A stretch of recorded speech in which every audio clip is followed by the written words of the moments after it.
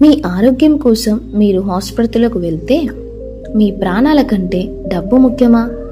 కొంతమంది డాక్టర్లు, medical shops, ఆసుపత్రులు సేవ కన్నా వ్యాపారాన్ని ఎక్కువగా చూస్తున్నారు. అనవసరమైన టెస్టులు, అధిక ధరల మందులు, ఖర్చుతో కూడిన ట్రీట్మెంట్లు ఇవన్నీ మిమ్మల్ని మోసం చేసే మార్గాలే.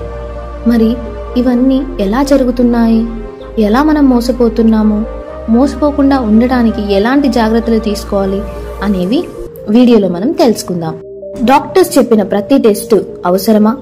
కొన్ని హాస్పిటల్లో పేషెంట్లకు అనవసరమైన టెస్టులు రాయడం వెనుక కారణం కమిషన్ వ్యవస్థ. స్కానింగ్ సెంటర్లు, ల్యాబ్ టెస్టింగ్ కంపెనీలు డాక్టర్లకు భారీగా కమిషన్ అందిస్తాయి. అందుకే అవసరం లేకపోయినా టెస్టులు మనకు రాస్తారు. ఎంత పెద్ద మోసం జరుగుతుందో మీకు తెలుసా? అసలు సాధారణంగా 500 నుండి 1000 రూపాయలకే తెలిసే రిపోర్ట్ కోసం 5000 నుండి 10,000 టెస్టులు రాయిస్తున్నారు. రక్త పరీక్షల పేరుతో తప్పుడు రిపోర్ట్లు సృష్టించి డబ్బు వసూలు చేస్తున్నారు. వీటన్నింటినీ మనం ఎలా అరికట్టాలి? డాక్టర్ చెప్పిన టెస్ట్ నిజంగా అవసరమా? గూగుల్లో లేదా మరొక డాక్టర్తో కన్ఫర్మ్ చేసుకోవాలి. ప్రైవేట్ హాస్పిటళ్ల కన్నా ప్రభుత్వ హాస్పిటల్ లేదా ట్రస్ట్ హాస్పిటల్లో టెస్టులను చేయించుకోవాలి.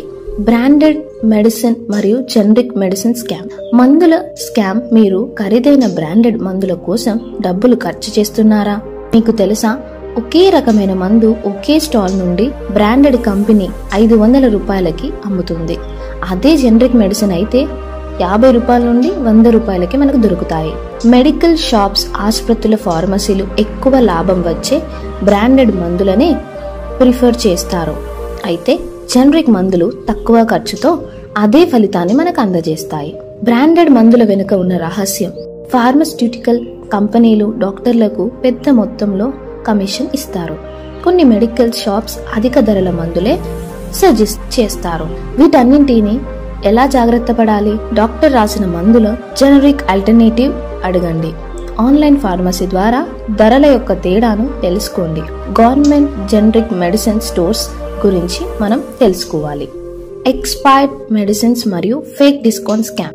బిగ్ డిస్కౌంట్ అని చెప్పి కొన్ని మెడికల్ షాప్స్ ఏం చేస్తున్నారో తెలుసా? గడువు ముగిసే మందులను కొంత తగ్గింపు ధరకు అమ్మేస్తున్నారు. ఎక్కువ డిమాండ్ ఉన్న మందులను డూప్లికేట్ గా తయారు చేసి విక్రయిస్తున్నారు.